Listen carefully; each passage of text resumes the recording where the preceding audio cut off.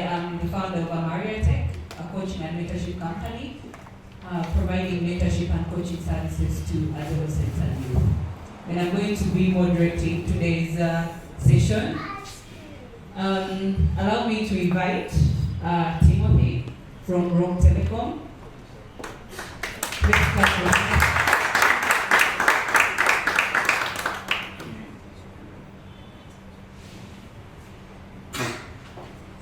So Timothy, thank you so much for joining us. And the other person joining us this evening is Anthony.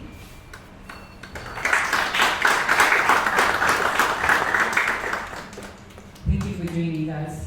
So nowadays we like to give people the opportunity to introduce themselves in a way that they feel most comfortable. So I'm going to start by asking Anthony to tell us, yes please, you can have a seat. How do you best describe yourself? Good evening. My name is Anthony. I work for Roke Telkom. I've been seeing very interesting responses here. That gives me an idea that you know a lot about Roke Telkom. At Roke Telkom, the commercial lead, the head of the commercial department. My department has several sections that include marketing, headed by Joseph on the other side, assisted by Ronnie. Then we also have a sales department that takes care of our four major segments. Our hotspot, which is our public Wi-Fi product service. Then we also have our retail. So the hotspot is our mass market product, yeah? By mass market, I mean it addresses the issues of affordability. So our hotspot is the kind of Wi-Fi you find in hostels, you find in universities, you find in international schools, you find at the airport, you find in the business malls and elsewhere where there is public Wi-Fi. You just use your Wi-Fi SSID find hotspot and you're ready to roll. That's our Roke on the go. And then we also have, I take care of the retail market. Those are our home solutions, home and small business solutions. Then we have the enterprise, which takes care of the corporate, multi-brands, NGOs, and those development partners. And then lastly, our B2B, which is our ISP business. We provide internet, but we also provide internet to other internet providers. So that's what I do at Roke Telkom. How far do I go with my introduction? If you feel like you've given us everything, then. I'm a married man with 3 children.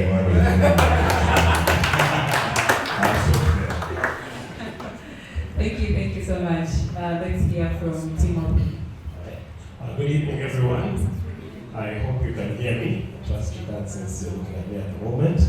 I hope you go well. Timothy Mugeni is my name. I work with Roke Telkom as the head of partnerships and community impact. Prior to that, I was the HR manager. Prior to that, I was an account manager. Prior to that, I was in the technical department for a small second or two. And prior to that, I was in Kampala, in other places. And prior to that, I was in my father's house.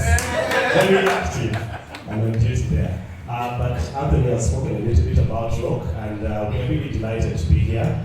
However, we also, some of you saw the poster, you were seeing our CEO's face, but unfortunately he traveled back into the country, and he fell sick while in transit. He had been taking medication with the hope that he would be here, but as per this morning, he just decided to send both of us to represent him. So even though he's not here, we trust that together we shall be able to fill his shoes, which are rather large. Yeah, but we're delighted to be here.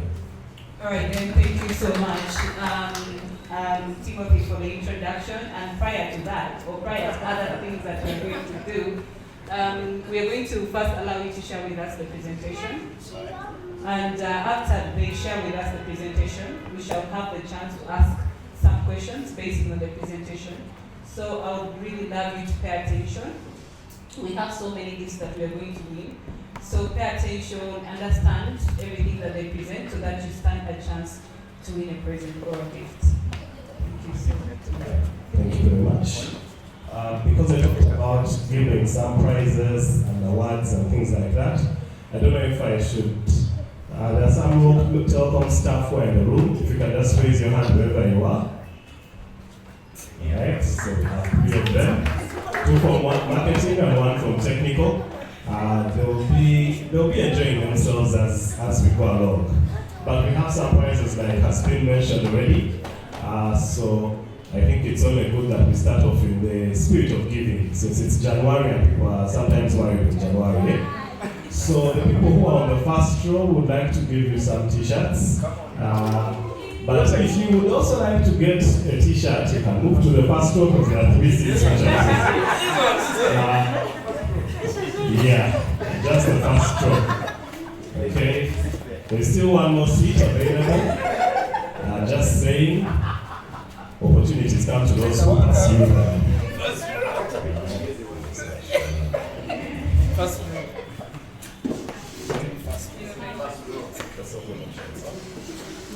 Okay, so Ronnie, you can do the needful and pass around shirts to everyone on the first row.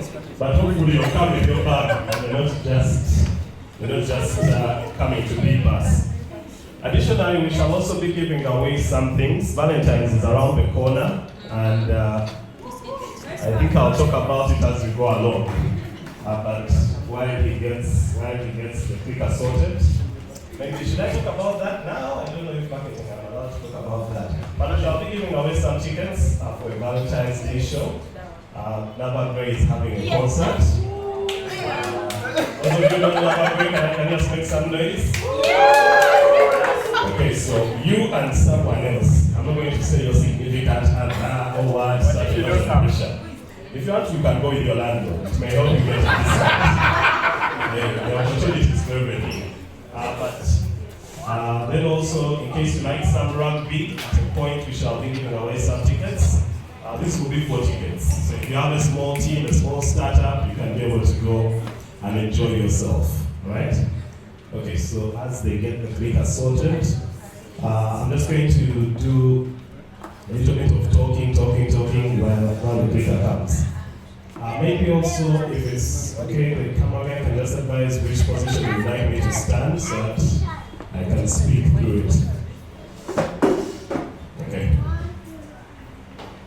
Should I be this side, that side, in front? Yeah, it's more comfortable really. Anyway, we'll start somewhere here. Okay, so first and foremost, like I mentioned earlier, neither one names are Roger Sekaziga, but we are here representing our CEO, who is Roger Sekaziga. So, okay, so I'll just be pointing at this and okay. Alright, so today's topic is the tips for partnering startups. And just like some of you in this room have your startups, Roke Telkom at one point was a startup. And what I'm going to do is pretty much give a bit of the history of Roke Telkom.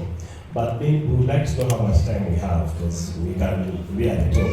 And Anthony has a lot of the tips that he's going to be sharing. Mine is to just share the history and context, so that you can be able to relate some of the stories. Alright, so let's continue. Next slide. Okay, so some quick facts about us. The name Roke is an acronym. Some of you might be thinking Roke was a name that was coined because of, let's say, we're trying to say that it's had like a rock, or like, you know that song, we will rock you. Many people think that's why the name is Roke, but it's an acronym. Because we have so many giveaways, I'm just going to ask anyone who has a random idea of why the company is called Roke. A t-shirt is ready. Alright. It's a combination of the names of the performers. Alright, that's correct. Like Oprah would say, he gets a t-shirt. Okay, so, thank you, that's correct. Very correct. We shall start skipping you. Another fun fact is Roke just made 18 years. Last October, we turned 18 years. So it's quite a milestone for any locally owned company, and also for Ugandan company at that, particularly in the telecom space. Many of you have been around. Some of you still have MiFi's of Vodafone. You still have those who are a bit older, know about Connect. You probably also have their dongles at home and things like that. But reaching 18 years of age is a very, very big point. The next thing is, Roke Telkom is fully Ugandan owned, founded, and led. So entirely in the DNA of the company, we have no foreign ownership, even when it comes to shareholding and all of that. We'll shed a little bit of light along the way in terms of questions, if it might be required. Okay? The other thing that I would like to say is that Roke was one of the first companies in Uganda to bring fiber optic cable. Now, when did fiber optic cable come around? About 2006, about 2008. About 2008, after the company had begun to venture into the internet space, I think it was actually late 2007, we decided to invest in fiber infrastructure. Some of the first fiber that we actually rolled out is on the street. These streets here in Kanjacha have been like a tech hub for the country. You know that Hive Colab was here, which is also one of the first innovation hubs in the country. Then also there were a couple of other startups that actually were here that were highly tech focused, that also had the need of internet, and deciding to roll out fiber here. At that time, installing fiber, nowadays, you're there minding your business at home, someone looks on the gate, we have fiber. All of you, I think, have experienced that. Where you find like a flyer, the neighbor, they are telling you, hey, there's this internet provider, they are very good, and all of that. But back then, the cost of just getting fiber optic installed at your location was about $10,000 to $20,000. But it's so interesting that we are moved from $10,000 to virtually free. Okay? Another point that I've mentioned is we're among the first to commercialize hotspots. All of you are familiar with hotspots, so making that a product that people can be able to pay for. Anthony talked about Hotspot, and that's one of our products that we were the first to try and be able to bring to market. The next one is we were one of the first Ugandan companies to partner with Facebook on an internet project in the country. I think in the region we were probably second. Facebook wanted to expand internet, reduce the cost of internet and the cost of access. Thankfully, we were able to be one of those. Additionally, we also have gradually expanded. Like any company, you would like to grow. Any startup you'd like to develop. So we started out here in Kampala, slowly but surely we expanded to Jinja, then Masaka, then got comfortable for a while. And I think within the last 7 years or less, we have gradually expanded, and now we have about 10 offices across the country. Okay? But our footprint far extends beyond those 10 towns that we are in physically with offices. Then the next thing is, most recently we partnered with USAID. Trump came in and we signed an executive order. But it's one of the projects we are executing with them. Hopefully after they finish that review process, we shall be continuing with that particular assignment. Okay? So that's something that we are also doing. The other thing is, so one of the things is, we're happy to be here. Now I'm going to start the presentation and go through the things. So round of applause for Roke. Woo! Someone talked about our founders. So here are our founders on the side. The gentleman in the jacket is called Kenneth Kizza. The other one on the side is Roger Sekaziga. Kenneth is our board chairman, and Roger is our CEO. We came together, they formed the company. The names, Roger and Kenneth formed Roke.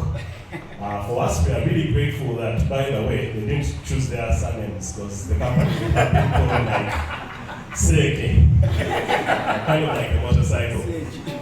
So we are glad that that didn't happen. Additionally, when the company started, we didn't start out with the goal of being a telecom company, no. These two guys were actually money lenders. And they had worked abroad and done a couple of things, and they saw that there was a gap within the Ugandan market for an internet service, but the first gap that they actually saw were voice calls. So I have a random question. if you are, this one is going to be hard because there are ladies in the room. But if you're above the age of 28, you should remember a time when calling like the UK was 5K limit. True? When it was extremely expensive. So how the company started was, the company decided that they're going to deal in what they call wholesale voice termination.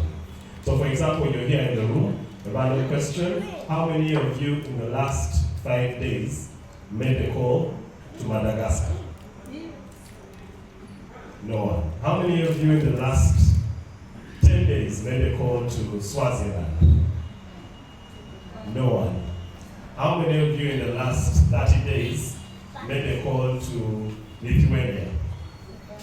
Using WhatsApp or direct? Direct call, not using WhatsApp. Someone is asking WhatsApp, Teams or something like that.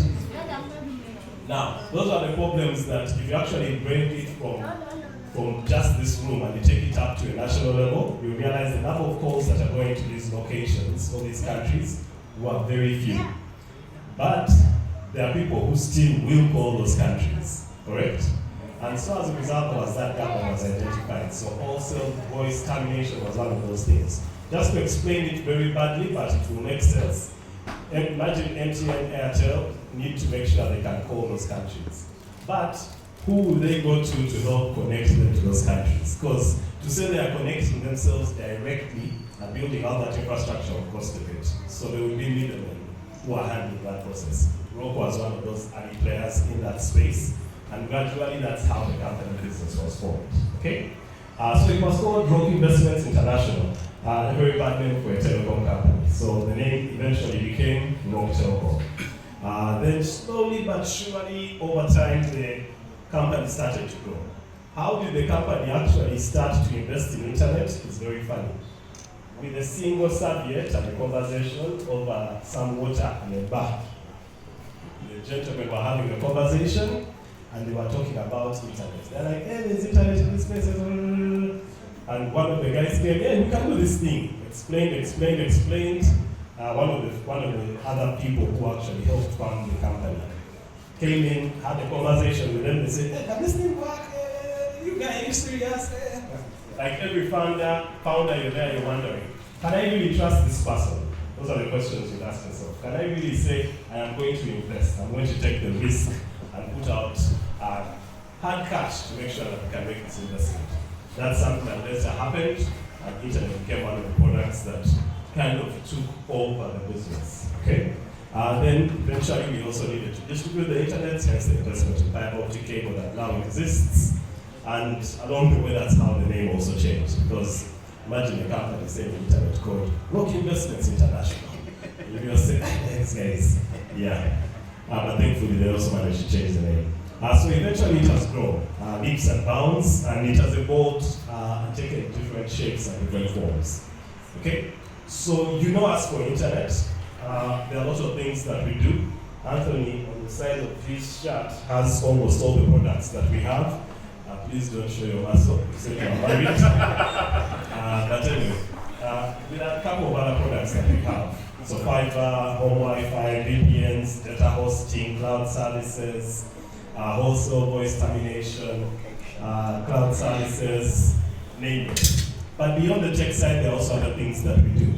The picture that you see right there is one of our staff members who was interacting with a child who came to visit our office, who is living with cancer.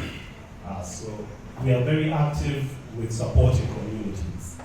So over the past 9 years, we have done CSR. Others would call it CSR. For us, it's giving back. It's pretty much part of our core ethos as a company and as a brand. We believe in giving back. So every October, if you come over the weekends looking for a Roke person, it might be a bit hard to get the whole company together because people will be out in the field actively giving back to the community. I think Joseph and the team, but you can actually follow us on our social media pages. Just look for Roke Telkom on Instagram, on YouTube you look for Roke Telkom and things like that. You'll be able to see some of these stories and videos, but we shall also share them. And since we have spoken here, we shall tag Hive Colab. They have no choice but to like the tag. Alright, the next part is also in terms of sponsorships and engagement. So, over the past few years, we have sponsored a number of events. The Rugby Sevens tournament, we have sponsored Blankets and Wine for a long time. have sponsored upcoming artists, established artists, and artists who I also don't know, and I don't know how we managed to sponsor them, and a number of Rotary events and a couple of other things. We believe in sponsoring because it's our way of supporting people to be able to rise and grow and expand. Okay? So that's something that I just felt like highlighting. The other thing is with partnerships. If you want to go far, you can't go there alone. True? You need partners to go with. You need the strengths that you can leverage off others so that you can be able to move forward.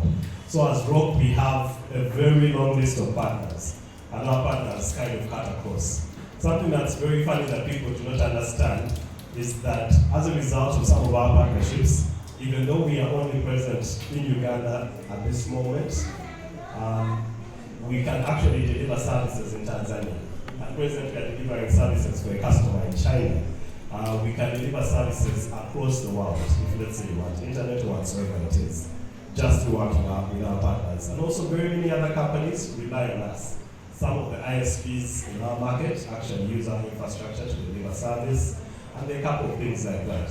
Some of these partnerships fall under me, but the partnerships go beyond me, so they are much larger. Part of them involve Hive Colab. We actually have a partnership with Jeffrey, who is standing there nodding like a very excited person. Okay, very excited. And so that's a little bit about some of the work that we do. Just to highlight some of that community work, who we are and all of that, right here, Anthony signed a check. I do not know how he managed to do it, of 450 million to Black Pirates as a sponsorship for their work that they do. This is one of the pictures that we took. I told you about the children who are visiting our office who are living with cancer. All the kids that you see in this photo are actually living with cancer. But we have supported this home for a number of years. Here is the kitchen that we actually built out at the same home that the children can now be able to use to cook, prepare meals, and all of that. This picture in particular is a unique one. All the people that you see around the table, except this one, are refugees. So there's an organization called Jesuit Refugee Services. They have a program that helps people who to just be re-established within the community by helping them get digital skills and all of that. So they came to our office for like a field day, but also an opportunity for them to be able to get jobs and internship and placement in the future.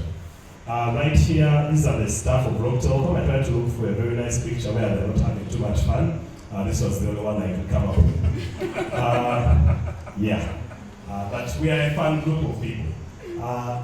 That's a little bit of a summary about the company. I know I could go on and on and on and on, because there are very many stories behind this. Getting to 18 years, there are very many things that have taken place. One is maybe you have the pressures of suppliers with payments. The other one is you have your competition going out of business. When your competition goes out of business, some people are like, yay! But by the way, you have to watch that very carefully, because if your competitor is going, why have they gone? Because you can also go for the same reason the next time. True? Yeah. So you have to learn from those things. The other part is you really have to be innovative in this market. Like just in the last year alone, I think there have been 3 or 4 ISPs that have opened up in the market. Canal Box, Canal Plus, FiberNet, Net, Net. Anyone who can afford the word net to be next to them on Telecom is trying to open up a Telecom company. And it's quite competitive. Everyone is cutting their prices, and there's people who are running their businesses and founders who understand what costs mean. So trying to be innovative to make money while still serving your customers, but also delivering a quality service. That is math and magic in itself. And I think all of you can be able to attest to that. Over the 18 years, the company grew from just having 3 people in a small room to over 100 people. Over the 18 years, we have moved from coming to places to introduce ourselves. Where do you work? I work with Roke Telkom. You see, we are an ISP. You just lied to us. Just here moving with papers and flyers. We have never had of you go away. To now moving into offices, and we're like, hey, we have heard about you. You guys are working with the US government. You're doing this with Facebook and things like that. So there's coming from being in the shadows to being in the light. And that is something that we do not take lightly and we do not take for granted. There are also very many hard stories. The hard stories are too many. Cars breaking down over what. Then also there are staff challenges. I used to be the head of HR. When they are sleeping, chilling, you find out someone has stolen the car. When they are minding your business, someone is also starting a business with your computer. The funniest thing was finding out one of our staff was a movie distributor. They come to work, download movies, and you had a computer on the side. So funny things like that. But all those are lessons and learnings. People are laughing. You wait and your business grows. You'll be there and you'll be like, why our market was getting spoiled? Then you realize, man, then you're serving tea. He's preparing tea for the whole building, not just your office. Why the sugar just disappears. But that's just a summary. I'm going to stop there because of time, and I'll allow for my elder to come and be able to speak. I don't know if I should speak about this, then we grab for you properly, we pray for you, and after right, let me cover this one, so that's the man as he walks. So what's behind our success? Okay, you have a seat for a second. You know, this slide as the DJ comes back to play your song. Anyway, what's behind our success? One of the things is it's impossible to look at success without looking at data. Data is one of the most important things and one of the most valuable things. Back then, people would be like, sent in Mungalo, that's it. Today, you need to be able to understand the trends. You need to be able to look at the data. You need to be able to look at your customer decision-making habits. What's informing that? What's your competition having? How is that playing out? You have to be able to look at all those things. The other one is design thinking to remodel our products. I think this week we had a meeting that was actually just talking about products.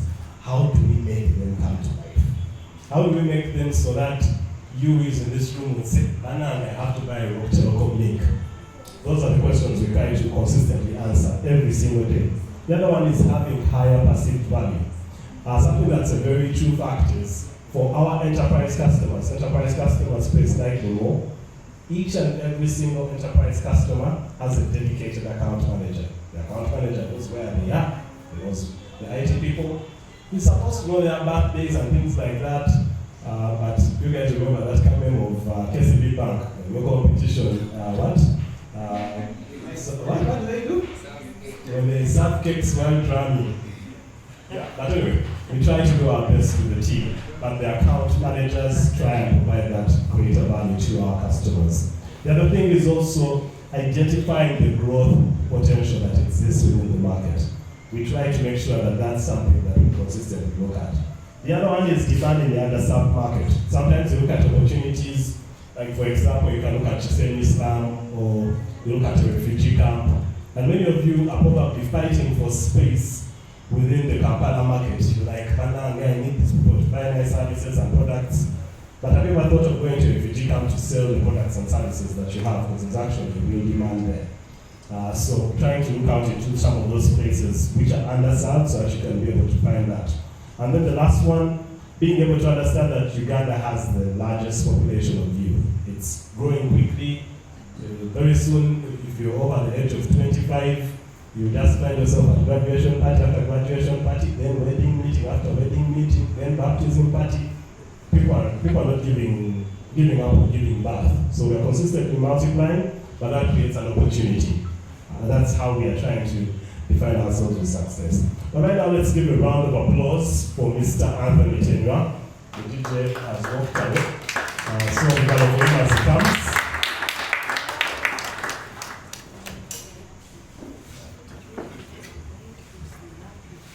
Good evening. I'm following this guy here because he took the simpler part and left me with the harder part. But nevertheless, let's see what we can deliver. So I think Timothy has said quite a lot about our journey, the journey of Roke Telkom. Some of us were not there. We used to hear about Roke from a distance. Now we are there, and we are seeing and participating in the success story of Roke Telkom. It's a success story because if you look at the statistics of startups, for most of you that are involved in startups, that the life of a startup in Uganda never go beyond his first birthday.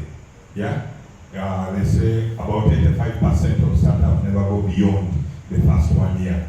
So for a company to last for 18 years, there must be certain elements that we need to pick. So you have to, for those of you that are involved in startups, you have to keenly listen to the story of Roke and identify some of the cues that made them successful. It has not been a journey painted as rosy as Timothy has done. It has been a journey that has pitfalls, highs and lows, but they still maintain.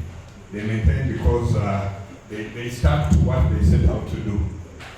Now, what's our long-term goal? And every business must have a long-term goal. There must be that one thing that you're chasing in your business. And it gives you an idea of sustaining the business for a longer time. But you must have a vision and a goal that you want to achieve. So, what is the long-term goal? For Roke, we want to be the dominant data and infrastructure provider in the region. Mark these words. We want, meaning that we have to do it. Dominant, yeah? We have to be the leading. Or if we're not the leading, at least one of the leading, we must be talked about. Then data and infrastructure. We know what our core services are, data and infrastructure. And by the way, when we just look at data and infrastructure, we can unpack it. There is quite a lot that is under data and infrastructure. Provider in the region. We even specify where we have to be seen as a dominant player within the data and infrastructure space. So when you're setting your goals, these are some of the things that need to come out strong. Yeah? What do you want to achieve ultimately? Where? When? You know those things that you studied in school. But now, out of school, you have to practicalize it.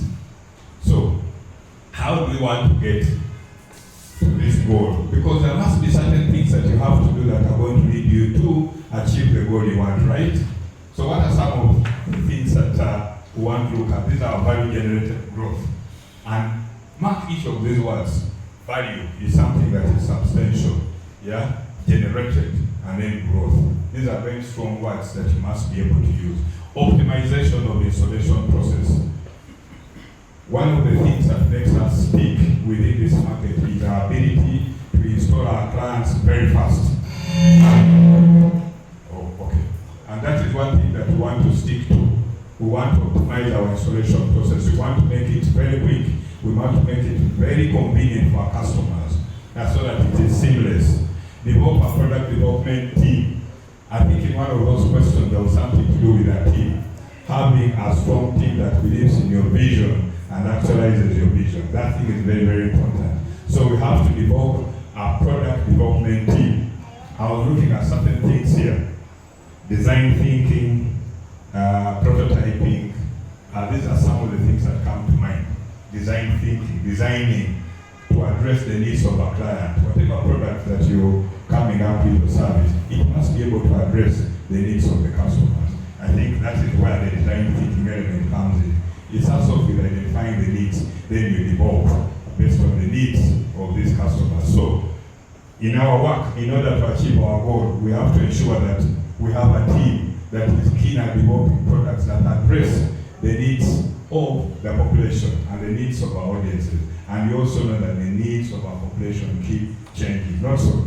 Today's needs are not tomorrow's needs. Today you might have certain needs, but tomorrow, a year from now, 2 years from now, your needs have changed. And if I'm a provider of the service, I must not focus more on the needs that I identified at the very beginning. I must move with you and understand how your needs have actually evolved or changed, so that I change according to your needs and how your needs are changing. That is very, very important for us. Dominance in the mass market with 1,000 daily users. Mark these words. Dominance. Mass market.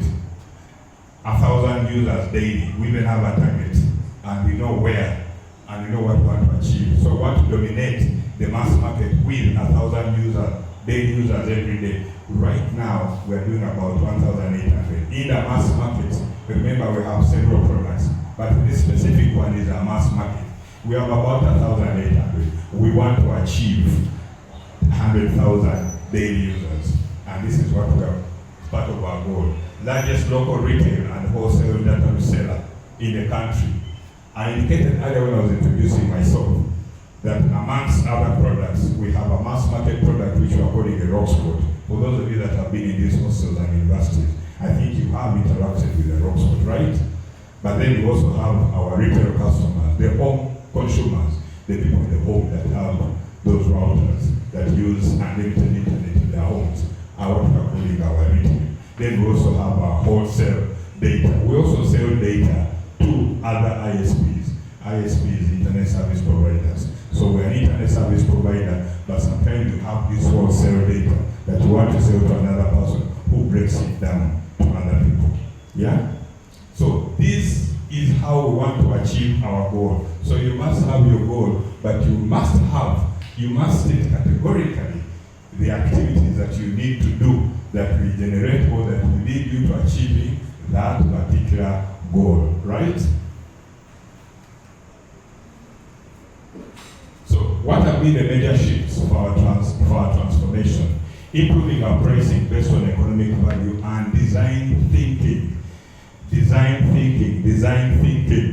Yeah, the value we are giving to customers, the end user. We have the end user who is the customer in mind. Whatever we do, we have the customer in our mind. So for you guys who are starting up some of these entities, you must have the customer in mind. So we're improving our pricing because there are price fluctuations in this market here. They are what we call price distortion. The reason why? Because Timothy here talked about it. Every other day you wake up, you see a pole just right outside your gate. Another pole just right outside your gate. And all these are internet providers. All of them are competing with us. Yeah? So us, what must we do? And they're coming in with products that have a lower price, perhaps even more value, but you have to exist alongside them, right? So there are quite a number of things that you must do. So one of them is to improve our pricing based on the economic value and design thinking. We must go and tweak our pricing based on the needs, yeah, and the changes that are happening within the marketplace, right? Then the other one is improve network performance. Internet is about having a stable internet network.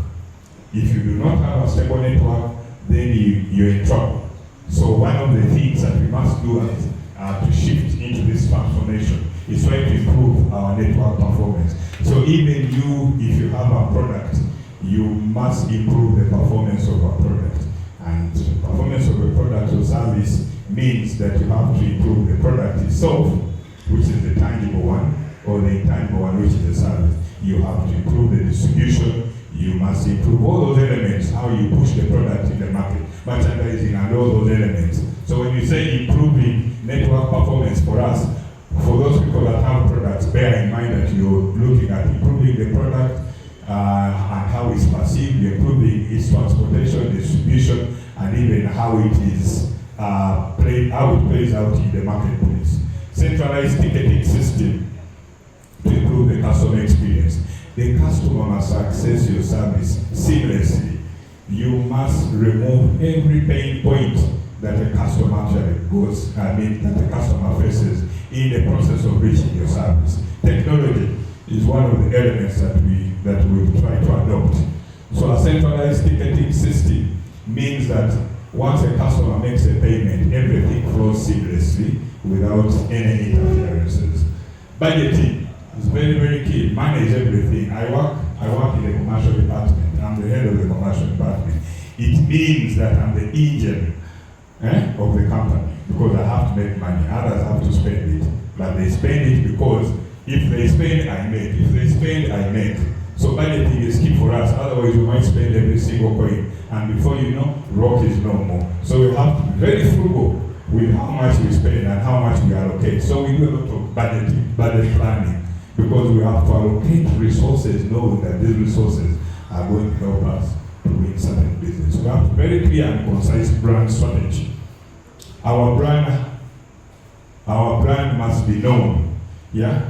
Our brand must be associated with something very positive. Our brand must be seen to be doing good within the community. Yeah? Our brand has to be known. We have to create awareness. You know, customer journey. A customer will come to you because he knows about your product, right? If he doesn't know about your product, then chances of considering you are very, very minimal. So you have to create awareness. So we spend quite a lot in ensuring that our brand is out there. So all the things that we do are aimed at ensuring that our brand meets the expectations of people like you out there. Even in your small businesses that you're starting up, branding is key. How do you brand your product? How do you want your product to be known? Yeah. How easy is it to know what you do? What is the communication? What do you communicate about your product? What does your product or service do? It must be very clear. And you must have some kind of investment. Even if you do not have that investment, and there are certain social networks that you can leverage to ensure that you can push your product as you look for big money. Then addressing the internal skills gap. The kind of people that we have in Roke Telkom are very, very skilled. Remember, the bulk of our employees are engineers. Yeah, because they have, Telecom is about doing a lot of engineering, but they cannot do engineering without us selling the product. So we have another set of people who are very, very skilled in sales. Yeah, in ensuring that they pitch. When a Roke staff comes here to tell you about Roke, he will use the sweetest of words to make sure that they win you over. Yeah, so they've been trained, they've worked, and they are quite familiar with information regarding Roke Telkom and these products. Now, using us as an example, how do we get there? There are things that we need to borrow, yeah? So much as I'm speaking about Roke Telkom, you're borrowing from the information about Roke Telkom, right? So these are some of the elements, but I'm going to discuss them, and this will be the last section. Market opportunity is one of them. The competitive landscape is the second one. The value chain. The value chain enhancement, the value enhancement with the 3 A's. The risk management. Every business has its risk also. There's no business that doesn't have a risk. And they are both internal and external risk. Even you can be a risk to your business. You need to stand yourself and say, am I the risk? Am I not the risk? You can be a risk to your own business. That's why some people pull out of their own businesses. And they say, let's get out of this business and employ other people to run this. You see those companies where they chase the owners of the business. Yeah. I can give you some examples where they have to chase away the owners because they were a risk to the business. You can be a risk, so you have to assess yourself and see whether you're a risk or you're not the risk. And then financial management, frugality. You have to be very, very frugal with finances. You play around with finances, you're gone. And then governance and ethics, compliance. It's very, very key that you're compliant to the regulations of the land. URA, UCC, and all those other entities. Yeah? So now we are going to break this down.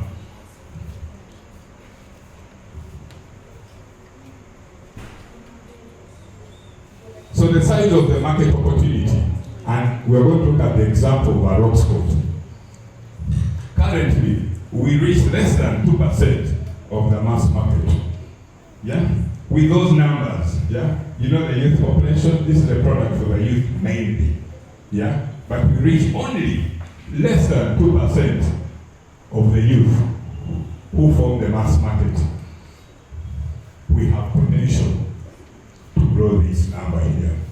So this is where we are. And we are saying this is a potential. The market is actually there. You must have statistics for your business. Yeah? You must do research for your business. So our current market share of our mass market products is less than 1% of the addressable market. The addressable market is that market that we can reach, but we are only at 2%.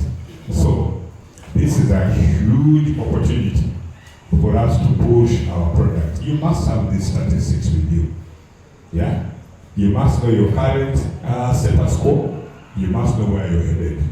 So this is an important factor for us. So every day we look at this page and say, less than 2%. There is more that we can do. And surely there is more that we can do because of these statistics here. The mass market is huge. It's growing every other day. The youth population is growing every other day. Hostels are full. But we are not in all those hostels. Yeah? So we have that opportunity that we want to tap into. Remember, our 100,000 daily. We are now at 1,800. We have to achieve that number. So the competitive landscape, competition. And competition comes in all forms and sizes. You know what's happening to us? You have a product at 100,000, per month. A guy comes Okay, let me give you a true example. You have a product at 100,000, yeah?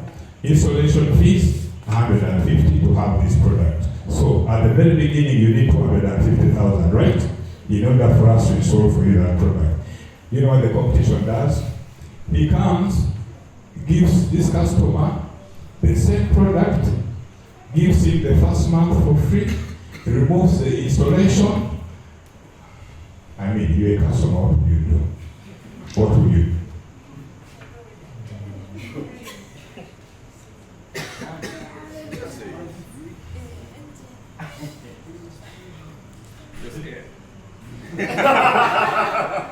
You say you're scared.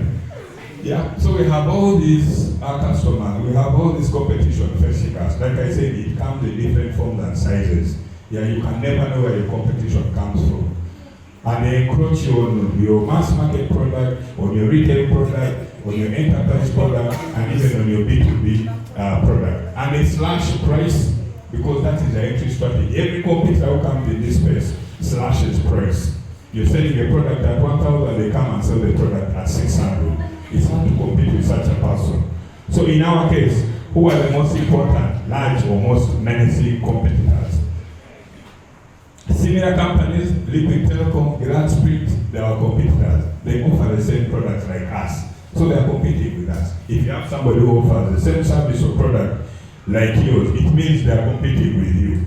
Yeah, how you win customers depends on a lot of other factors. Some that close, there are even those that come and go. Sometimes we are not really worried. We've been in this market for a long time. 18 years is not a joke. But you know how many telecom companies have closed in the last 18 years? There are so many. I worked for one of them. There are so many. But when we launched, I'll give you a good example. Mine, where I worked in Vodafone. Vodafone was a huge brand. When I joined Roke Telkom, they were telling me, you people scared us. You came with a band. We came with money. We had a lot of money. We were driving very expensive cars. They used to buy us clothes. We had a really good phones because we had to look good. Go to the gym, sauna, because we had to look good in order to impress. Yeah? We had very big cars because we had to impress. Yeah? So we had our budget. You know that entry thing I talked about? So these guys come, they have all the money, and then they spend the money. They think Ugandans are easy. Yeah? So you spend on them, you look good to them, you say, are you buying? They don't buy. Are you buying month one, month two? You're spending. Yeah, we used to eat a 5-course meal at office. In the morning they give you this, lunch, you have brunch, you have what? Before you leave there is coffee there. Everything, we had cups. Before you leave your cup is there with coffee, you get a cup and take it to your AC can. Everything was good. But the customers were not coming. And we were spending because the investors had money. They put in money. They expected us to bring back that money back. Okay? So we were spending guys were not coming to buy our services. We closed. 4 years later, business was hard. But it was hard. It wasn't hard because we were the ones that made it hard. The concept was wrong. Yeah, the whole concept around us getting into this market was wrong. Design thinking. Design thinking. Did we develop a product for the people? No. We went to the other market, saw what was happening, we brought it. We said if it's happening in Zambia, it can happen in Uganda. Uganda is a different ball game. The Ugandans here are different from the people in Southern Africa. Different people. So 1 year down the road, 2 years down the road, 3 years down the road, we were spending money wasn't coming through. So you have to be able to manage your money so well. So some of them close. Many of them, the list is long. This is short list. It goes on and even turns like this and continues. Some of them, they already here close. So many of them close. Because the internet business is not as easy as you might think. Business is not as easy as you might think. You must design thinking. Yeah. Create a product that addresses the needs of the people. Don't just impose on them products for the sake of product. The reason why people come to places like this, because they want to give them a foundation. Yeah? A foundation against which you pivot. Without that foundation, then it becomes hard. So, other bigger mobile data players, MTN, Airtel, those are big, huge companies. They have all the money, but you have to compete with them. Yeah, you have to share the pie. Hey, you have a big pie, MTN takes this, you also take this one here. You also have others that will take the smaller ones. You don't die alone. So, some of the competitors, some of them have better value propositions. Some of them have the same propositions that we have, value propositions. Yeah, some of them are weaker propositions. So you have to see how you compete. Those that have a better value proposition, how are you going to compete with them? Because they have the money, they have the product. The moment they tell somebody about the product, they pick it immediately.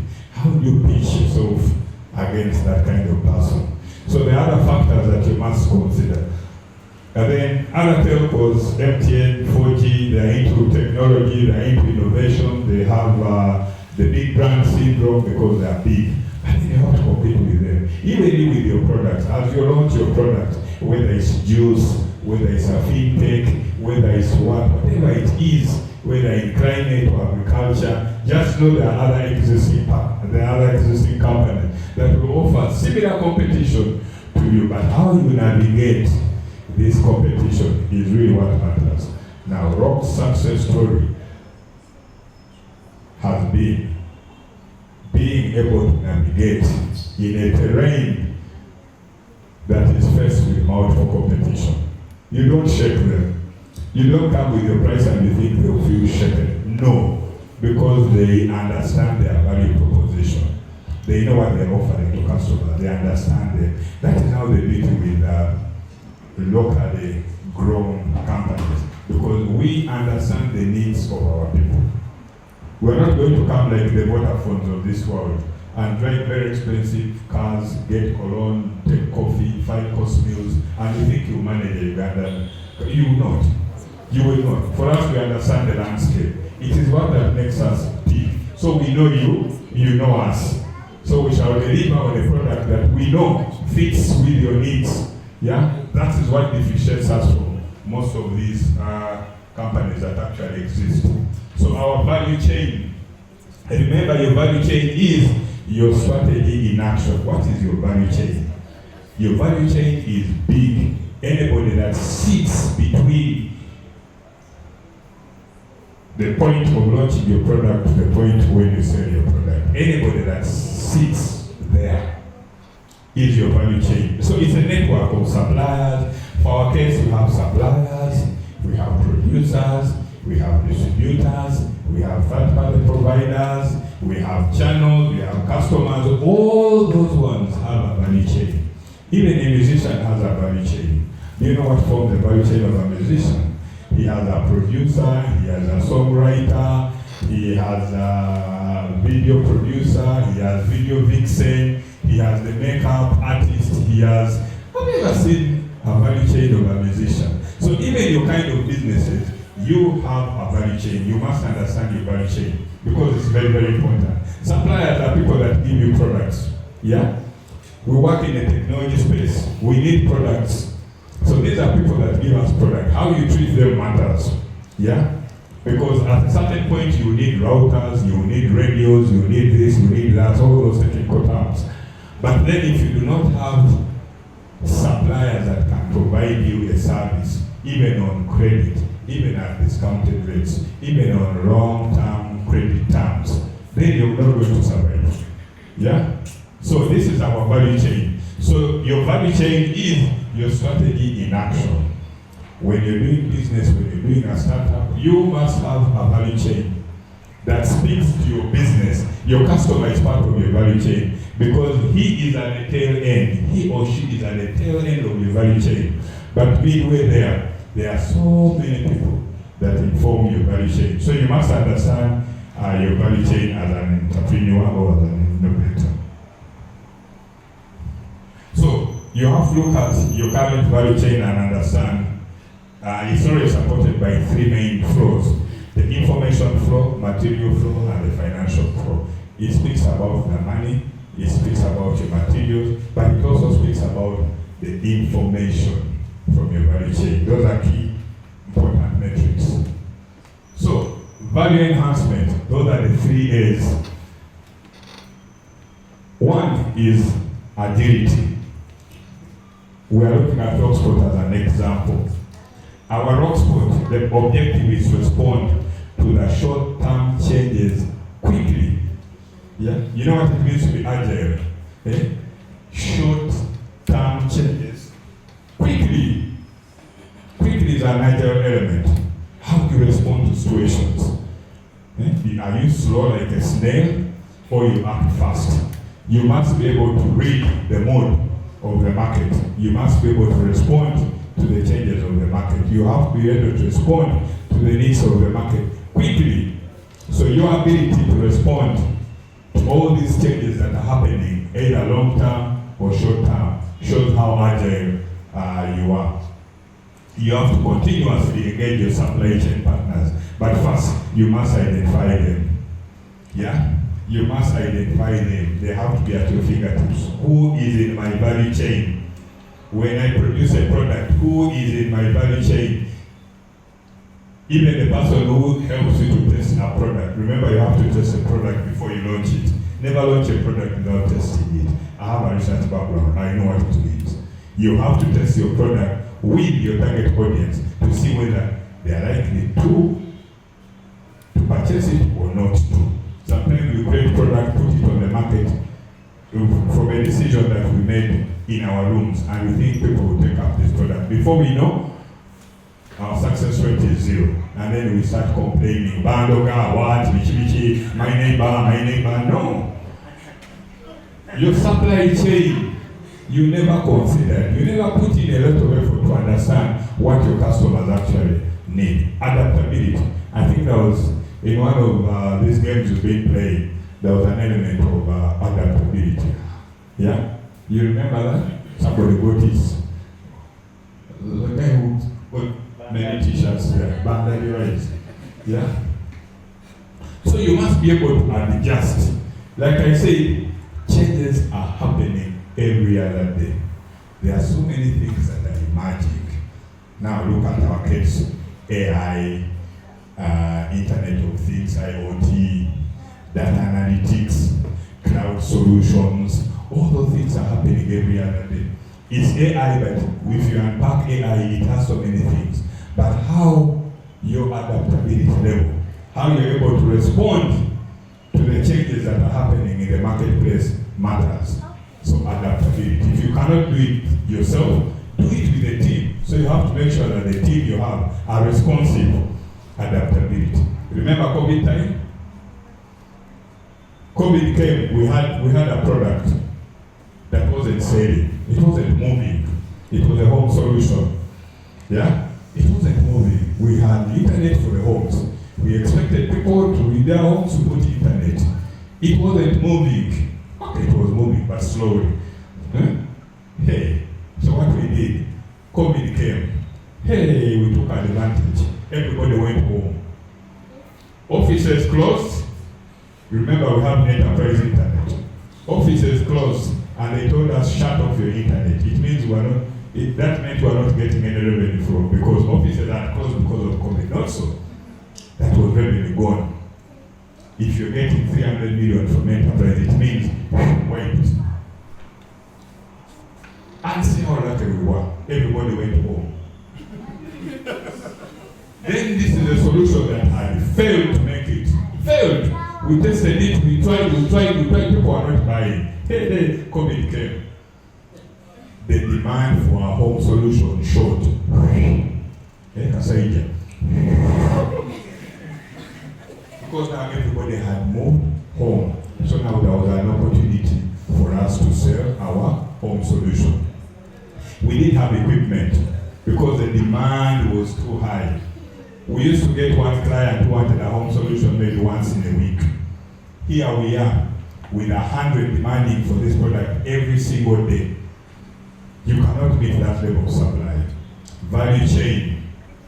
We went back to our suppliers. Stock. How much stock do you have? How much stock we are selling? Suppliers, the value chain. we were able to tap into our value chain that we had established, but now the dynamics had changed. Adaptability. We said, okay, we rolled our sleeves.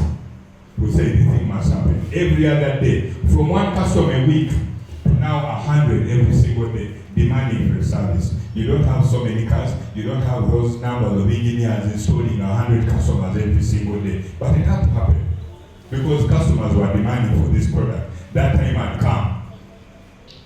Adaptability.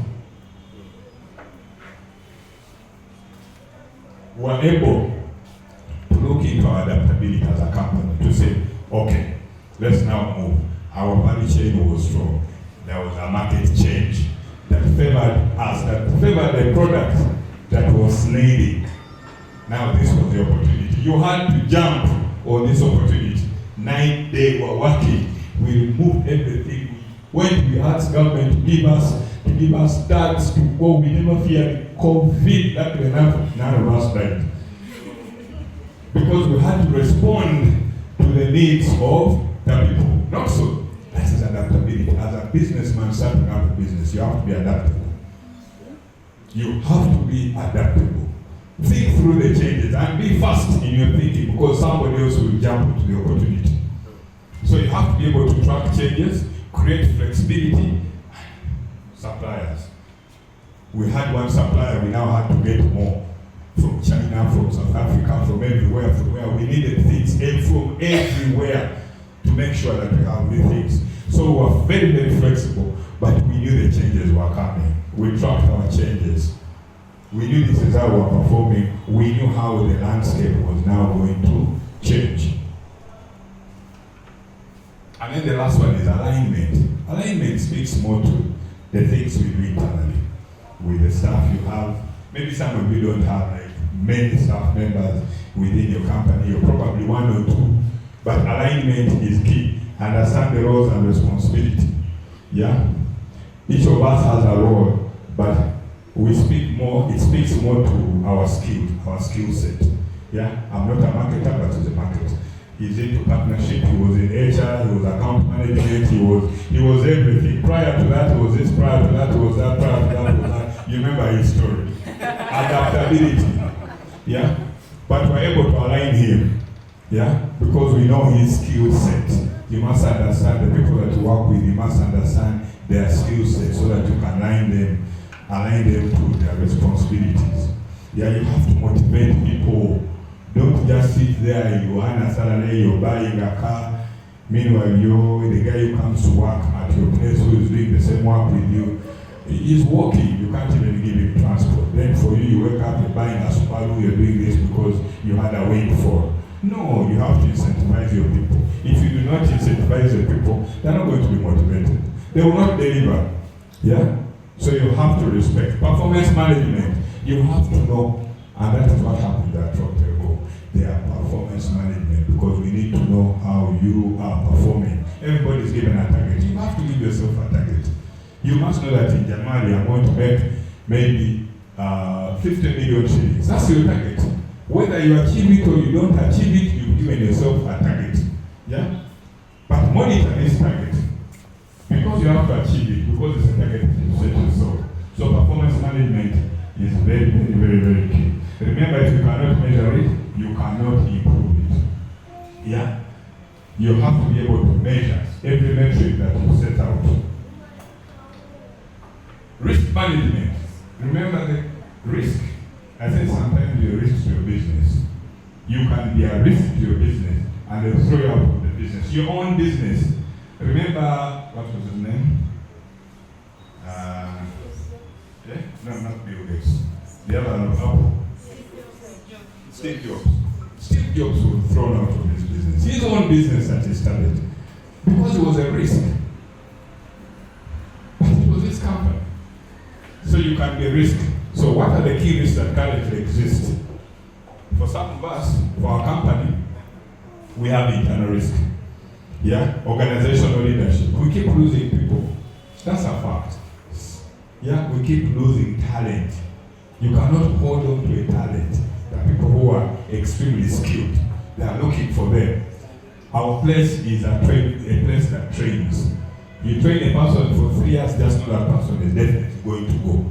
It's not easy to keep a person in Roke for 3 years because of the skill set that they have acquired. So we keep losing them. Some of them we try to retain.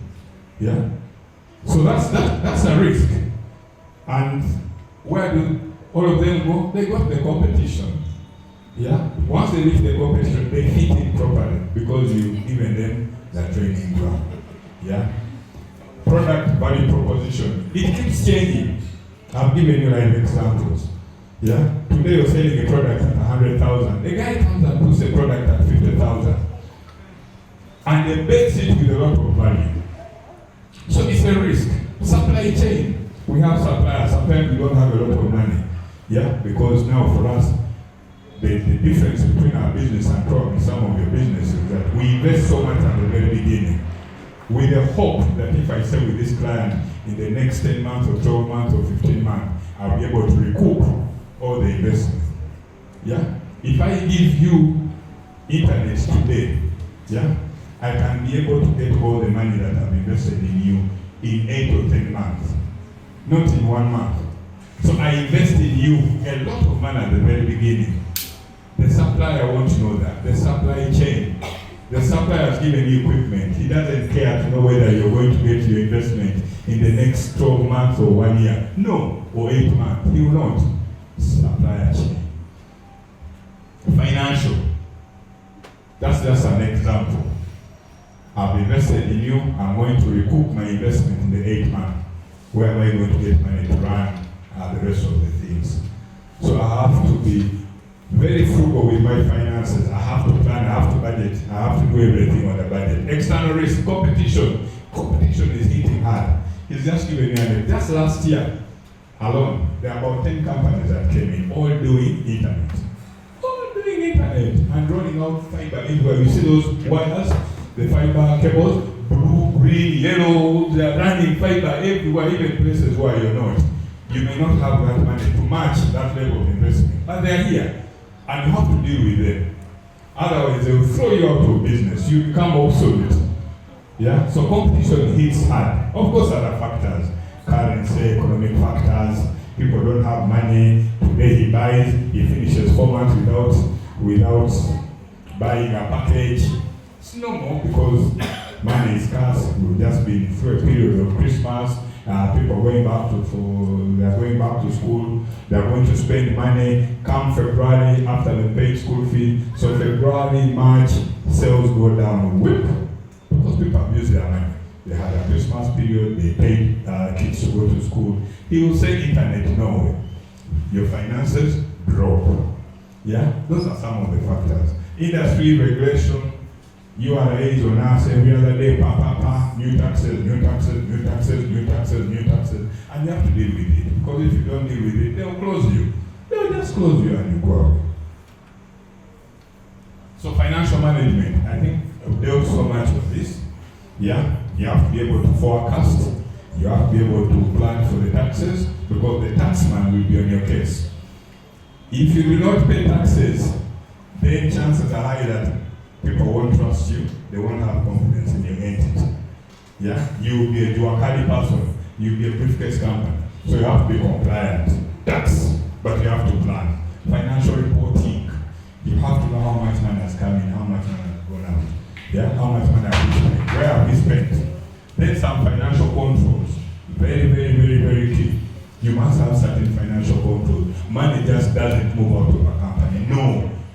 If money is going to move, even if it's for you to buy something, you the owner. Sometimes you're the owner, you are the finance guy, you're this, you're that, you're everything. You get money, you eat it like a movie. Yeah? So you must be able to plan. You must have some financial controls. Yeah? Very, very, very important. Governance. Very important. Integrity and fairness. Some performance management processes. These are some of the things that we talked about. But you have to be aligned properly with your stakeholders. Thanks. I don't know why they chose this picture here when I was putting on shorts. But it's okay. We were playing golf. You must enjoy yourself. You must go and play golf, right? Thank you very much.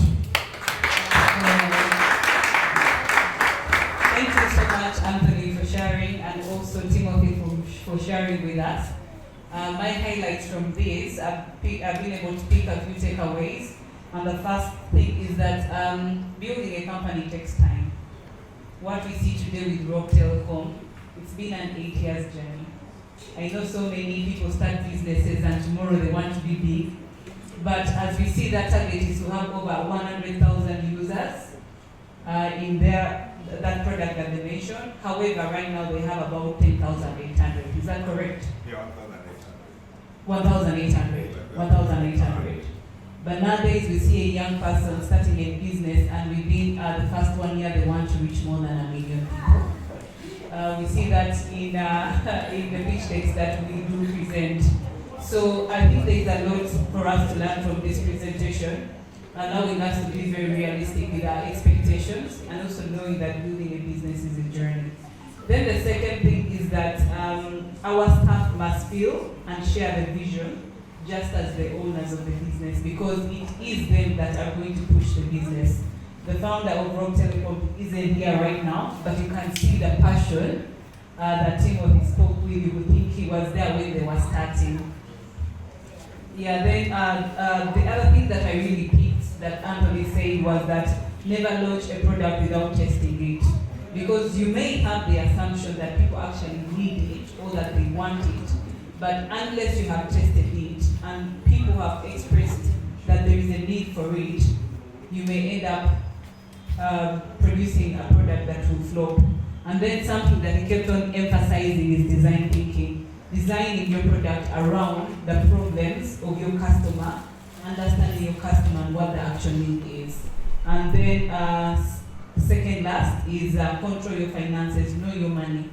You know, so many times small businesses run and they do not care so much about how much money is coming and also where the money is going and controlling the flow of the money. So if you are to grow a company or you start up, you need to make sure that you control your money. And then lastly, if you cannot measure it, you cannot improve it.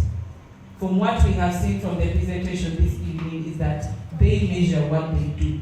They know how many customers they have. They even know how many they intend to have. Now, as we shared with you at the very beginning, this session, we have so many gifts for you, and we want you to win some of the gifts. Before Anthony and Timothy started that presentation, I told you to pay attention, because we are going to ask you some questions and you're going to win some goodies. So who is ready to win some goodies? The front line? All right, so I'm going to say the people that have been able to pay attention, and we are going to win some gifts. And my first question is, if someone could help me with the microphone here, because after this session, I'm going to allow you to ask some questions as well. So if someone can help me with the microphone. Okay, thank you very much. So yes, in what year was Roke started? 2006.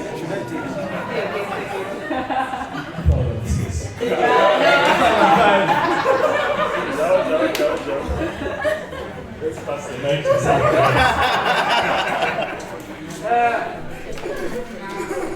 Yeah. Benji.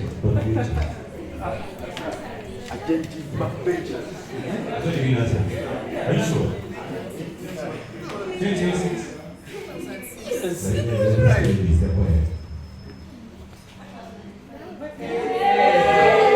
one, another prize.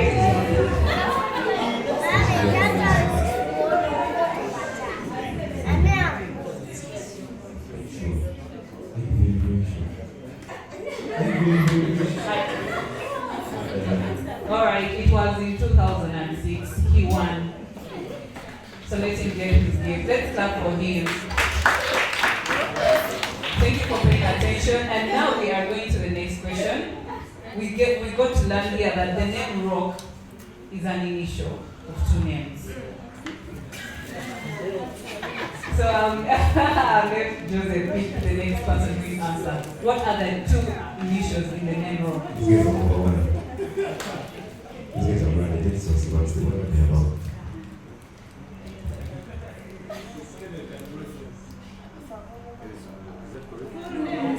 Full names.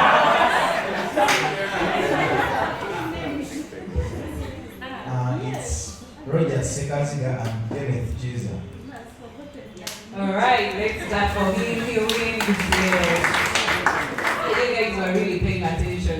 So now we're going to go to our third question. What was the first name for Roke Telkom?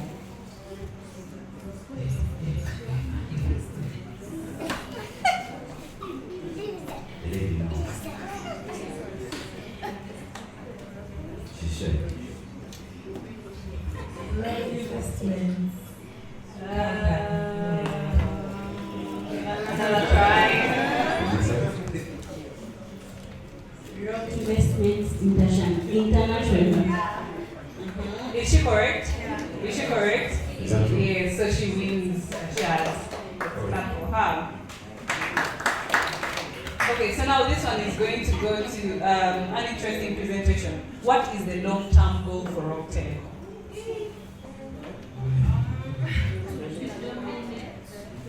What is the long-term goal? The long-term goal.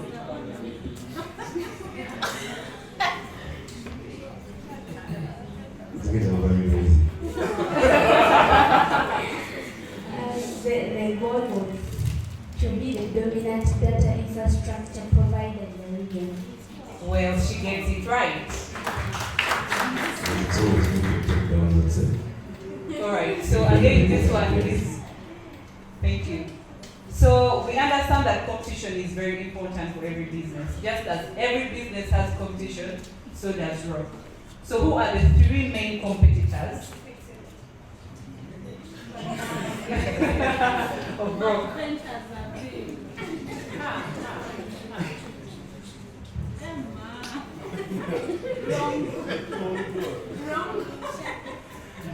So, three main competitors of Roke, Uganda, Telecom, and Spring. Is that correct?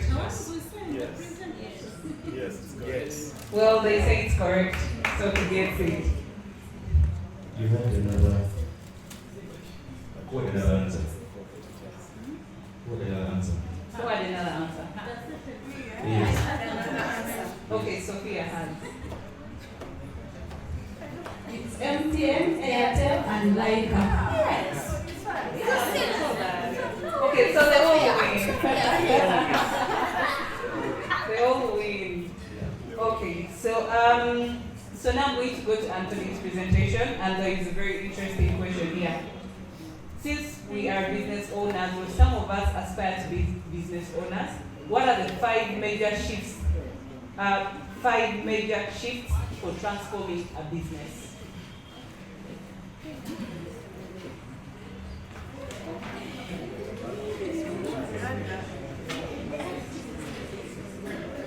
If you want to transform your business, there were many, but I'm only telling you to give us only five.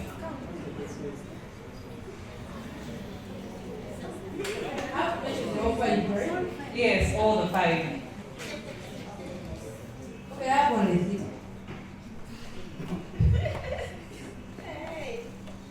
I have improved internet performance, improved customer experience, and then improved price value. Okay, thank you very much. Who can try with five at least? Yes? Any more hands?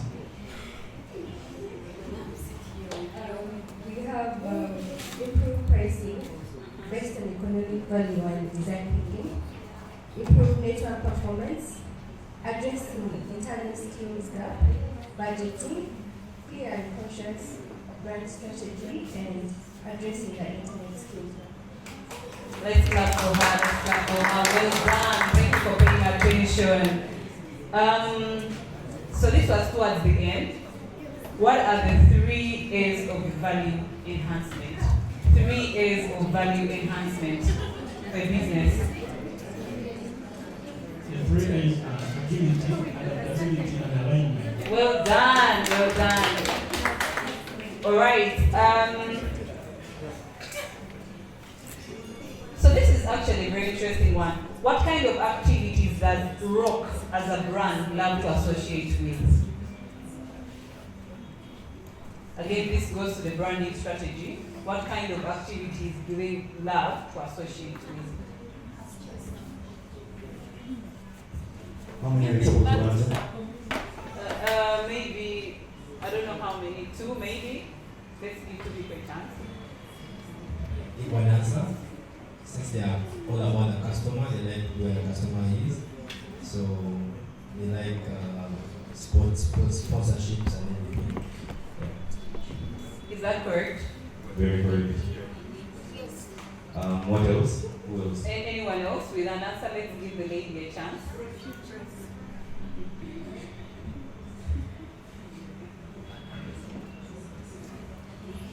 They like engaging in community work and partnerships.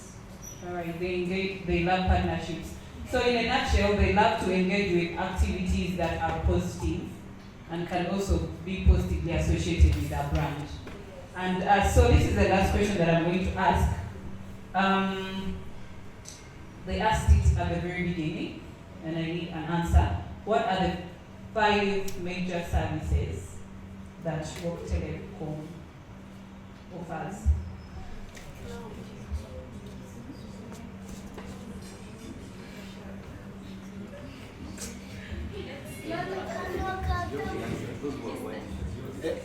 There is a Roke spot.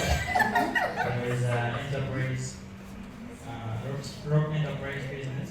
There's a B2B where they sell to ISPs. Those are the 3 I remember. Okay, those are the 3 you remember. Anyone with others that they remember? For That we have not seen? region.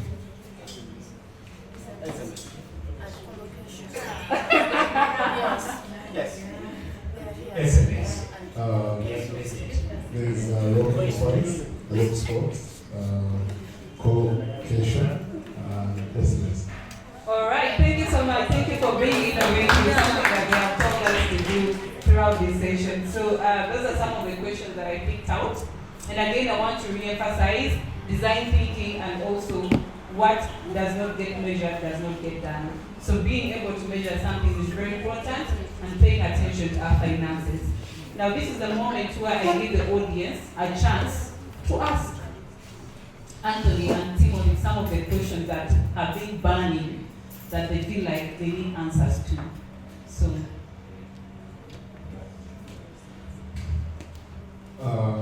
Good evening. Thank you very much, Timothy. So I have a question. So the founders of Roke told us they were money makers, and they ended up pivoting into telecom company. So how did they build the team to be able to execute? Because it's it has a very technical side to it. How did they build the team to do that? And also, how did they raise the capital? Okay, well, thank you. That's a good question. Is it okay if we answer the questions as we go? yes. Or do we pile the questions together then respond? I think it's okay so that we can respond quickly. Yeah? So very briefly, as they started the company, they were fortunate that Roger, our CEO, had actually worked in the telecom business prior. So as he was a money lender, he already had a bit of technical knowledge, but not quite significant. The most important thing that he tried to do was identify a person who was extremely strong in that area. So the technical part, which was very pivotal for the company. Some of you have heard of a gentleman called James Biaruhanga. So he was one of those people that they identified very early on, and they brought aboard to form the team to be able to move it forward. Gradually, intentionally hiring people so that they can be able to find out some of the skills, the talents, and the abilities. One of the people who actually is in this room, there's a lady in the back, and she's going to say sorry for pointing her out. But Linda, if you could just wave. Linda Nisima was one of the early staff at Roke Telkom. She now went into being an entrepreneur, and now she's helping us with a small project. But identifying people like Linda and other people who have talents, growing them. Internship was one of the things that really allowed for the company to grow. So many people came when they didn't have much, but investing in that internal training was something that helped to at least grow the team to a level of competence, and after which eventually scale up to become larger. Then you asked the second question about how did they raise the capital. Of course, there's a bit of debt. There's also personal sacrifice. So they sold from their pockets. They looked for money, and then there is also debt. They had to look for money from those sources. However, I never asked them where they got the money from, because they actually never told me, but they sourced the money to try and start. But they started small. They didn't go big into the market like how Anthony was talking about Vodafone. When Roke began, no one knew about Roke.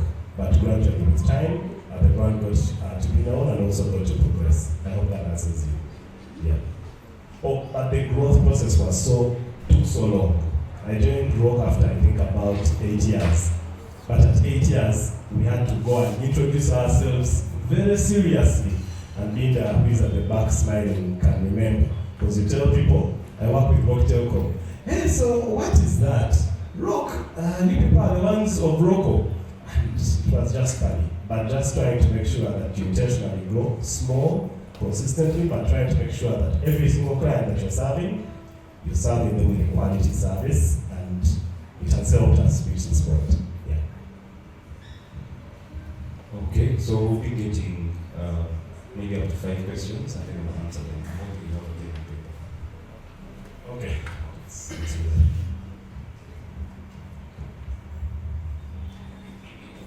Thank you very much. Shina Pora is my name. It's a tremendous work that you've done at Roke, but my question is, with the best development structures, business models, and the tenacity to keep consistent, why has Roke not expanded to other countries? Why is it only in Uganda?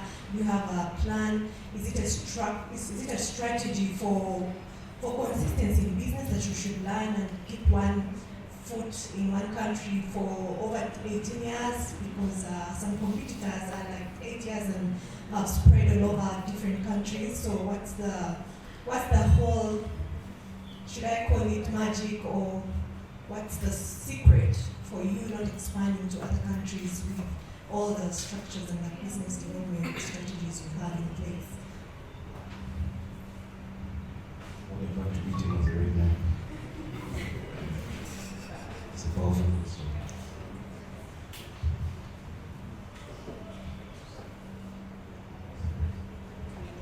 Well, thank you so much. My name is Andrew Sekunga, and I'm the CEO and founder of SmartCheck. It's a tech company that is supporting credit business, surprisingly, and financial institutions with different software.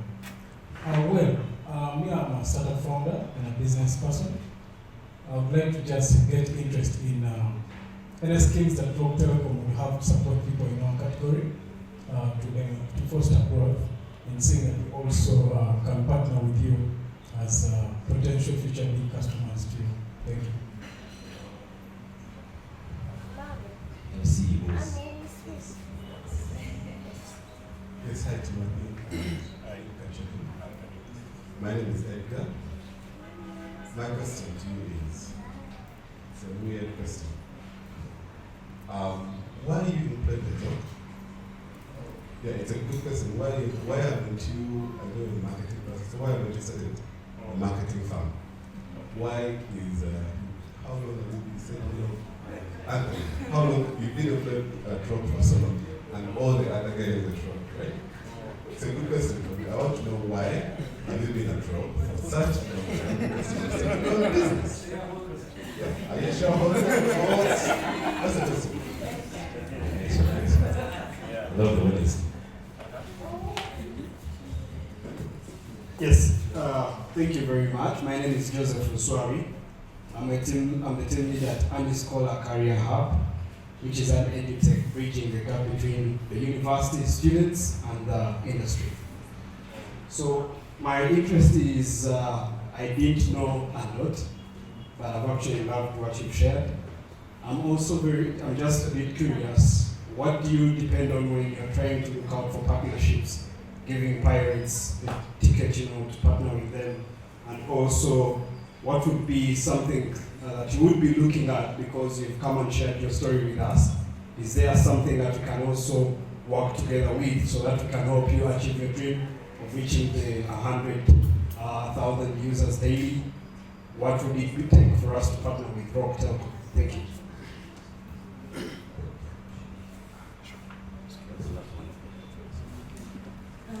Good evening, gentlemen.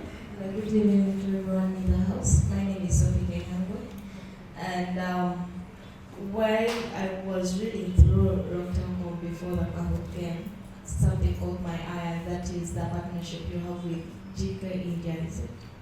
Yes, and it mentioned that your CEO, in I think it's in an interview where he mentioned that it will help lessen or make the fiber something cheaper. Where that is where my question comes from. Depending on this very particular partnership, are there partnerships that you have received and denied?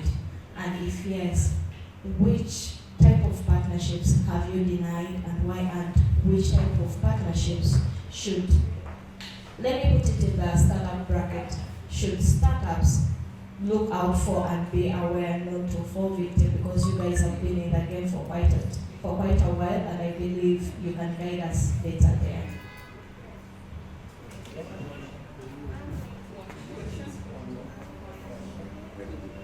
We are still here. We're going to share as much as possible. Let's just have this final answer, and I'll just do it until we are very satisfied. Immediately after. Okay, thank you. These are brilliant questions. So I'm just going to try and answer them quickly so that we can try and respond to everyone. There's a lady who asked the question about us expanding to other countries, so she's an exception. I don't know her name, I didn't catch her name. Sheila, I'm going to respond to your question. So the question about expansion to other countries, why haven't we expanded into other countries over these 18 years?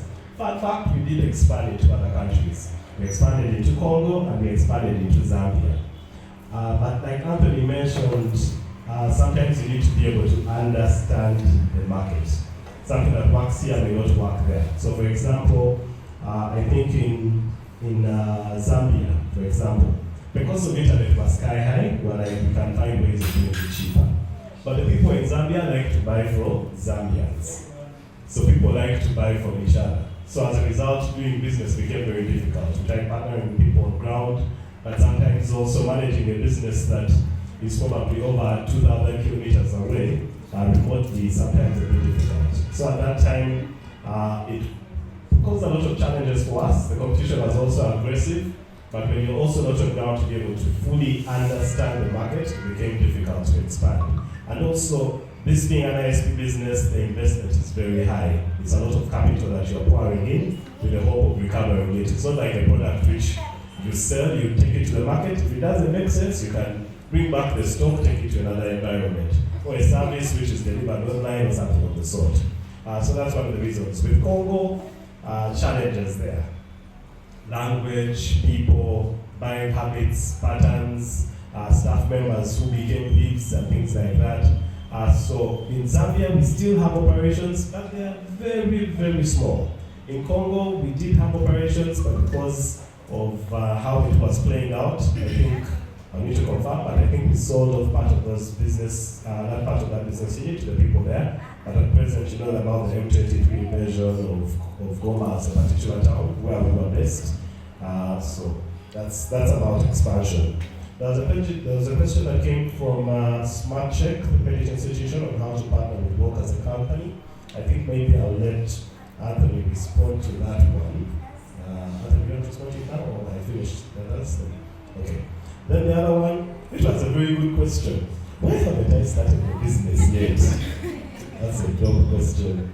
How gone elsewhere? That's a question I also ask myself some mornings. Or something of the sort. But the part that has happened for me that has been very fortunate is the opportunity to grow and continue changing. So like I mentioned, started out in account management.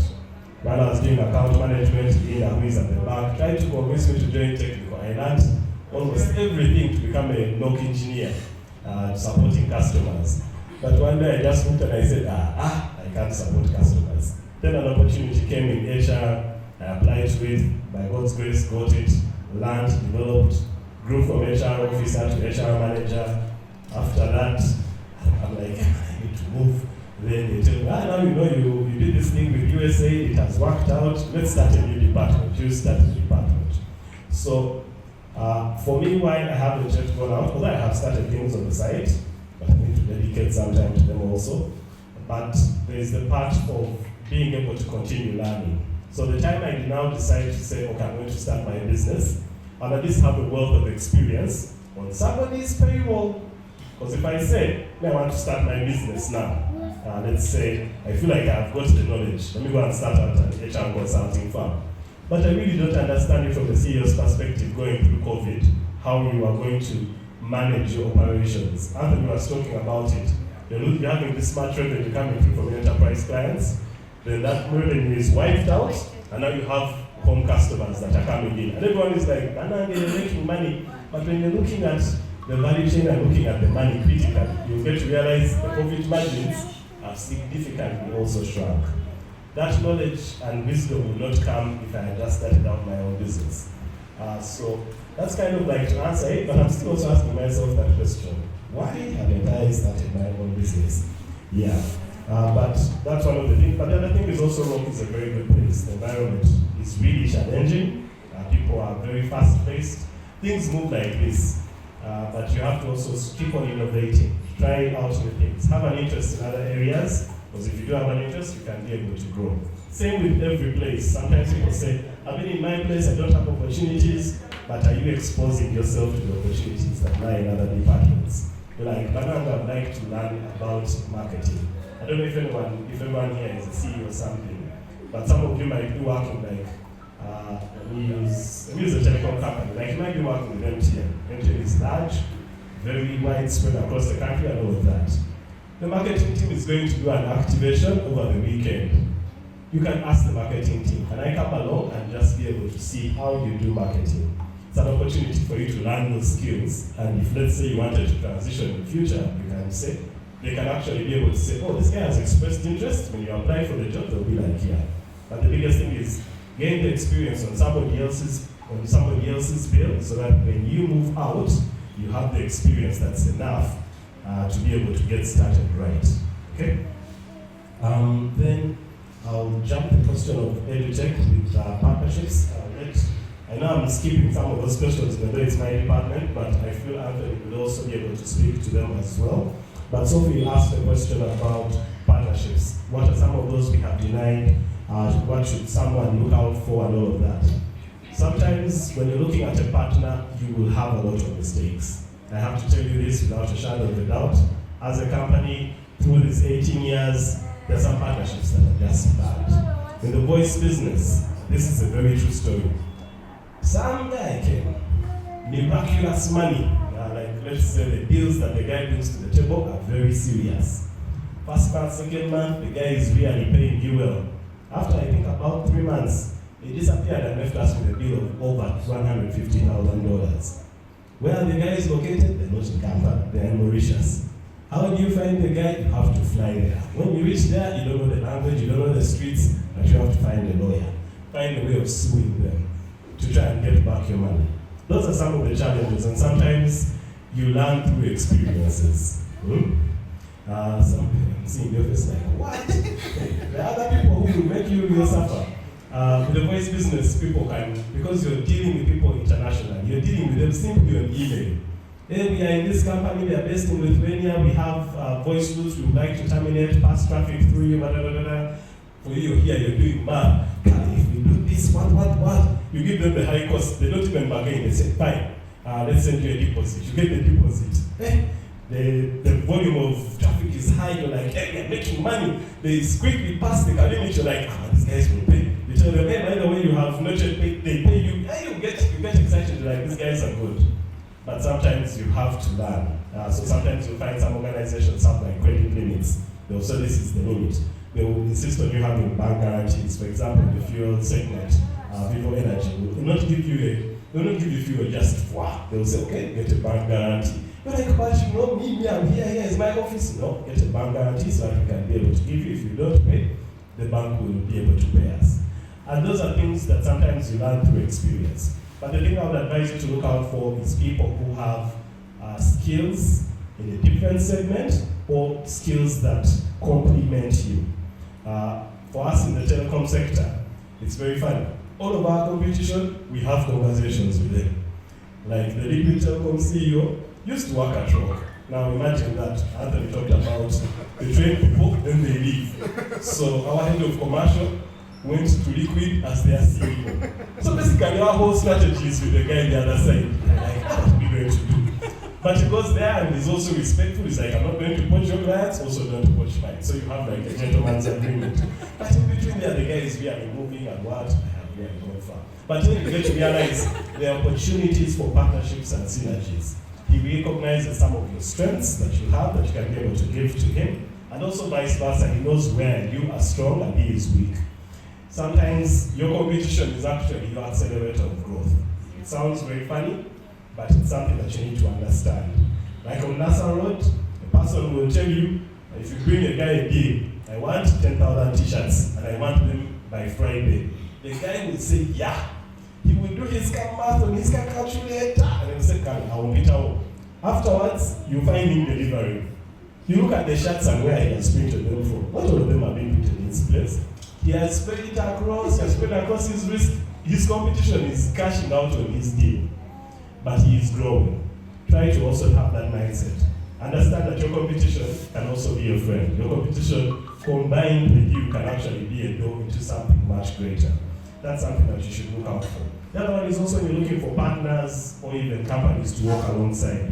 Try and make sure you're not only looking at the monetary value, but you're looking at, even if they're even saying, we are going to give you money and what, sometimes also give you your money, because someone who just gives you money for what, may also have very high expectations and you become a slave unknowingly. Also, when you're also having a partnership with someone, it's important to document it, understand some of the goals, shared values, and all of that. For example, we have a partnership with Hive Colab. We do understand some of the things that they are doing are vastly different from what we are doing. Today we are just in the beginning phases. But what comes later, we do not know. Maybe Hive Colab says, oh, we would like to do this thing in Gulu. And we're like, oh, we have offices in Gulu, you can use our space. I would like to reach out to 1,000 entrepreneurs to train them. Oh, we have been selling rock spots to about 500. Here are the contacts, here are the people, this is how you can find them, and things like that. That's the benefit of partnerships. Yeah, Anthony. I think Tim has answered most of the things. I won't dwell so much on some of them. Not expanding into other countries. By the way, we operate in other countries, though through other partners. For example, we have plants in Kenya, yeah? But our service provider in Kenya is Safaricom. Safaricom has plants here, right? They have plants on the other side who expand to Uganda, and they say we want the same service to Uganda, but they are not here. But we offer service through, services received through Roke, but it's Safaricom, yeah? It's like Safaricom has provided the same service. The same thing we do in Rwanda, in DRC, in some other places. So that is how we expand. We don't need to be there physically, but we can also operate in those markets through other partnerships. Yeah? Open up to these partnerships. Be their faces, know what they do, see how you fit in. It's very, very critical. Where I would say, Roke, okay. When I was joining Roke Telkom, he was my HR. He was the HR at Roke Telkom around that time when I was joining Roke. Yeah. So I told him clearly that I have a company because I was moving from my company, and my company has existed since 2014. I don't compete with Roke. I don't need to be at my company. I know what's going on. I have people that are taking care of this company. So my company still runs even when I'm working for Roke Telkom without fear of conflict. But that is it, and I told him, and he said, there's no problem, I'm not competing with Roke. So it's possible that you can run an entity alongside your job. You just have to be careful how much time you allocate to your job and to your company. If you structured your company so well, you have structures, you have processes, chances are high that you don't need to sit at your business. You saw Roke, Kelly doesn't need to come to Roke. We finished 2 months, 3 months without seeing him. Why? Because he has set up the company, the processes are okay, the structure is okay. He doesn't need to be there. He doesn't need to. You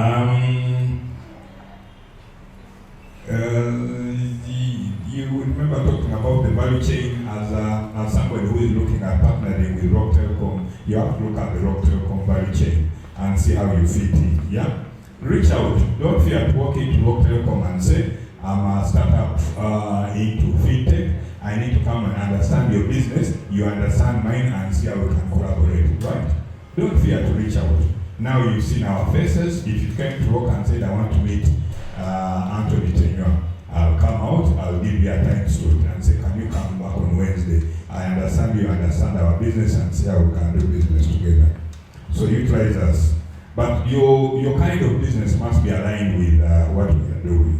There are people who say, I'm coming to do this, knowing very well that in the value chain of Roke, you don't feature anywhere. But you come and say, but you told us to come. But you do not do chemical engineering. Have nothing to do with chemical engineering, apart from winning clients who are doing chemical engineering from you. Yeah? But I have nothing. So you must understand my value chain, you must know your value chain, and you must know how your business fits into our business. But it doesn't hurt if you cast your net wider, not so. There are partners we've received, there are partners we've aligned, because some of them are not aligned to the vision and the goals of the company. So you definitely deny them. But you don't deny them by saying, no, we can't work with you. Give him a reason why you can't work together, right? And if there's an opportunity for you to recommend him to another provider, then you could say, how about if I recommended you to another provider? I think for me, that's it. Let me just add this. You can be like a chemical engineer, now we are in partnership, so this is where it comes. Understand also the opportunities that you can look for together. I don't know if that makes sense. You might be in chemical engineering and you're trying to train people to do chemical engineering, and you want to use internet to be able to reach them. Then that's where we come into the picture. So try and look at those complementarities. Yeah. Okay. There's a time when a guy who sells CCTVs came in. He sells cameras. Now he came, he didn't know, but he felt like every time he went to a household to install cameras, they asked him, but we do not have internet. So he came to us and said, I do CCTVs. Every time I go, they ask me for cameras. Can we partner? Now we're evaluating that partnership, because we know that the two businesses can work hand in hand. Because every person who needs cameras also needs internet. We can structure a package for the internet for the CCTV provider to provide the internet alongside CCTV. Those are the collaborations we need to be looking out for. Because he saw us in his value chain and he saw himself in our value chain. So he came and we were able to craft that product. We are still work in progress. All right, thank you so much, Anthony. Thank you so much, Timothy, for sharing with us. Indeed, partnerships are a good way for businesses to grow and thrive. However, as we look for partnerships, we have to look for a win-win, not a win-lose. Look for where you can complement another person. And then when it comes to expansion, as earlier on discussed, some businesses fail because they try to expand too fast. And we've also learned from some of the lessons from Roke Telkom. And I think we've come to the end of our session because it is really getting late, and I would love to give us the chance to go and serve our sales team. And remember, it is a networking session, so stick around. If you have some questions for Anthony, if you have some questions for Timothy, they are here with us. You can ask them whatever you want to ask them. But before we leave, I want to give each of them a chance to share with us the final word, and then we can take off. Timothy and Anthony. I think we've said a lot. Please look out for all opportunities that come your way. Try to leverage the relationship that you have. Try to leverage the networks that you have. That is my parting shot. Thanks. My parting shot is we still have those tickets that we have to give away. Now, how we shall give them away is going to be science. The tickets of Nava Grade and the tickets for rugby. So I would like to propose something, and maybe Joseph will be the judge of that. We have been here, we have spent time, we have chatted and all of that. So we have our social media handles. We are on LinkedIn, we are on Twitter, Instagram, Facebook, YouTube, and all of that. So what we'd like for you to do is, I don't know if you should use LinkedIn or Twitter or whatsoever. We would, LinkedIn, okay. So Anthony is on LinkedIn, is Anthony Tenga, I'm on LinkedIn, I'm Timothy Mugeni. Then also Roke Telkom is on LinkedIn, and also Hive Colab is on LinkedIn. Take a picture of this day, even if it's funny, random or whatsoever, put a caption, and I think whosoever has the tag Roke Telkom, tag Hive Colab, okay? So Roke will be responsible, we'll find a way of Roke and Hive, making sure that we can be able to distribute tickets to the person who probably has the most likes or shares or something of the sort. I think maybe we'll just split it between the person who is the highest on LinkedIn will probably win the Lava tickets. Then the person who is the highest on Twitter will win the rugby tickets. Okay? The rugby tickets are 4, but we'll give them to one winner for Lava grade. There are 2. They can multiply if you want to do something very serious. And they can become 4. But there are 2 tickets that we'll have to give away. And these are VVIP tickets. But otherwise, thank you very, very much. Yeah. If you have other questions, we shall talk while we are having tea. But thank you so much for having us here at the Hive. We have greatly enjoyed it. Alright, so before I forget, there's something that is very important, and that is the photo moment. So I would really love to request all of us that would love to be in the picture to come here at the front, so that we have a photo moment with the team from Roke Telecom. Please come over here.